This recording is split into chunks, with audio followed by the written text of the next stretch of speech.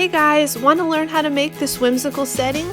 I'm going to give you step-by-step directions on how to create this photo backdrop using coffee filters. This would be beautiful at any event. I created it for a friend's baby shower and it was the perfect touch for party guests to pose in front of. Okay, here's what you need.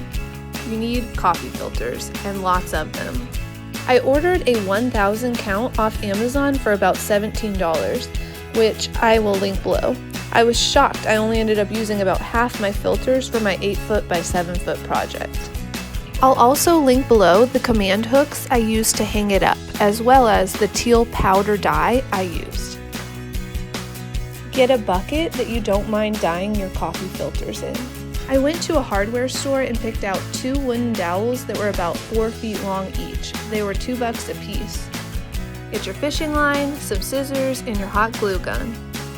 I wanted my backdrop to have an ombre effect, so I started at the top with just plain white coffee filters. I individually folded them into 4s and then set them to the side. To prepare for dyeing the filters, I layered my work table with paper towels. Get some hot water going to fill your bucket. You only want to fill it a little bit. This is going to create your darkest color of the ombre. Now dump your entire packet of dye in and stir it up. I would take a small group of filters, maybe about 20 or so, and dip them into the dye at the same time. Shake off the excess water and set it out to dry. This created my darkest navy color, and I stopped before my water was empty because you're going to use that same dye to create the next color.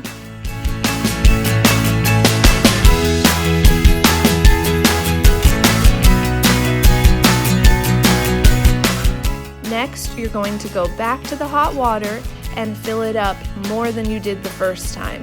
You want to create a lighter shade of blue.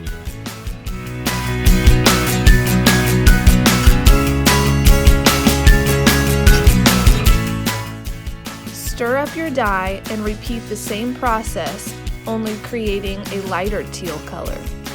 In total, I had 4 shades on my backdrop: white, a baby blue, a teal, and a dark navy. Leave your stacks out to dry for about 24 hours before starting your project. If they're still not dry in the morning, you can separate them. Once you're ready, you can peel your command hooks and hang them on the wall. I hung mine so that my sticks would touch each other and it would look like one big art piece. I hung my sticks about 7 feet tall. Next, I got out my fishing line and tied all the strings along the dowel.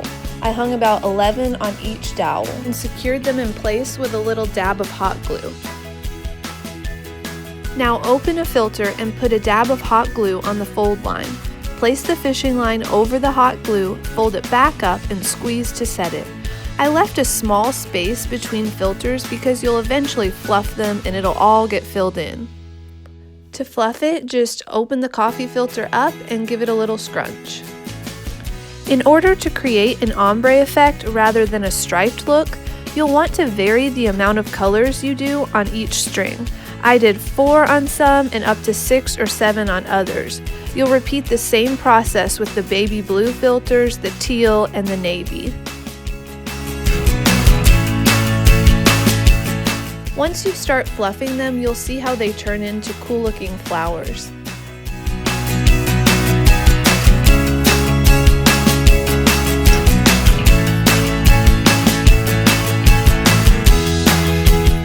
Look how gorgeous this project turned out. I bet this high-impact backdrop cost me about $30 and gave just the pop of color and texture needed. All of my supplies are linked below. Please give a thumbs up if you liked this video, and don't forget to subscribe to my channel for more DIY party tutorials.